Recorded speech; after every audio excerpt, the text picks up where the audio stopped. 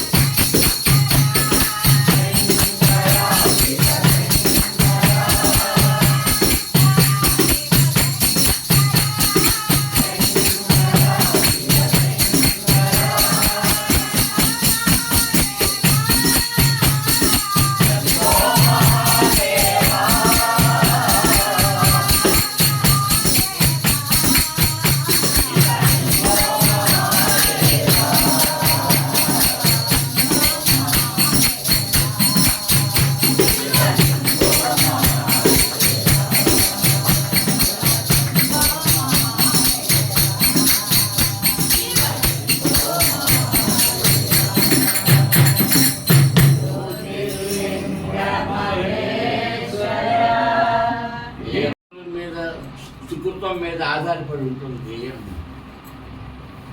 పూర్వజన్మ అంటే గత జన్మ మీద ఆధారపడి ఉంటుంది. దానికి ఉదాహరణగా స్వామి ఏం చెప్పారంటే, ఓ చెట్టు ఉన్నది, ఆ చెట్టు తాలూకు వేళ్ళు మనకు కనపడవు, వాటి స్వరూప స్వభావం మనం చూడలేదు. అవి దృఢంగా బలంగా ఆరోగ్యంగా ఉన్నాయంటే వాటి ప్రభావం కాండం మీద పడతాయి. ఈ కాండం తాలూకు ప్రభావం కొమ్మల మీద పడతాయి, ఈ కొమ్మల మీద చిగుళ్ళ మీద. చెట్టు అంతా ఆరోగ్యంగా ఉన్నట్టు మనకు అదే మనిషికి కూడా భూత భవిష్యత్ వర్తమాన కాలాలు 3 కాలాలు. 3 కాలాలు కూడా భూతకాలం మనకు తెలియదు, భవిష్యత్తు కూడా మనకు సమంగా తెలియదు. మనకు తెలిసిందల్లా ఈ వర్తమానం, ఇప్పుడున్న పరిస్థితి. ఈ వర్తమానంలోని అయితే గత భూతకాలంలోని ఒక రౌడీ షీటర్గా తయారు అనుకోండి, ఈ వర్తమానంలోని మనం మడ్రిస్ట్గా తయారు, భవిష్యత్తులోని హ్యాంగ్ అవ్వడము, లేకపోతే జీవితకాలం లైఫ్ టైం జైలు అవ్వడము, లేదా అనారోగ్యానికి గురవడం, 10 మంది చేత చిచ్చి అనిపించుకోవడం ఏదో జరుగుతుంది. అదే మనం భగవంతుడికి దగ్గరగా ఉపవాసం చేసామనుకోండి, ఉపవాసం చేసి ప్రతిరోజు కూడా మన శక్తానుసారం నగర సంకీర్తన నామ సంకీర్తన చేసుకున్నాం అనుకోండి, వాటి తాలూకు స్వరూప స్వభావం ఈ వర్తమానంలోని ఉంటాయి. ఈ వర్తమానంలోని సేవా కార్యక్రమాలు, దాన ధర్మాలు మనం చేస్తున్నాం కదా, ఇవన్నీ మనం చేసామనుకోండి, మన భవిష్యత్తు చాలా ఆనందమయంగా అనురాగమయంగా జరిగిపోతుంది. పిల్లలు చక్కగా సెటిల్ అవుతారు ఉద్యోగాల్లోని, మనకు ఆరోగ్యం అంతర్గత రోగాలు ఏమీ లేకుండా ఆనందమయంగా మన రిటైర్మెంట్ జీవితం, వృద్ధాప్యం. భవిష్యత్తు అంటే మనకేంటి, మేము ఉన్న స్థితి. ఇవి సన్యాసరావు గారు, ఎలపప్పారావు గారు, శరమ గారు, మేము అందరూ ఉన్నటువంటి స్థితి భవిష్యత్తు. ఈ స్థితిలో మేము ఆనందంగా ఉన్నాము అంటే పూర్వజన్మలో మేము చేసుకున్నట్టు సుకృతము. అంచేత ప్రతి మనిషికి కూడా జీవితం కూడా పూర్వజన్మ సుకృతం మీద ఆధారపడి ఉంటుంది. పూర్వజన్మలో మనం చేసిందే ఈ వర్తమానంలో మనం పట్టి పీడిస్తుంది, వర్తమానంలో పట్టి పీడించిందే వృద్ధాప్యంలో అంతకన్నా పట్టి పీడిస్తుంది. అంచేత మనం ఈ వర్తమానాన్ని సద్వినియోగం చేసుకోవాలి. మనందరం చేసుకుంటున్నాము. మన భవిష్యత్తు కూడా అంటే మాది అయిపోతుంది.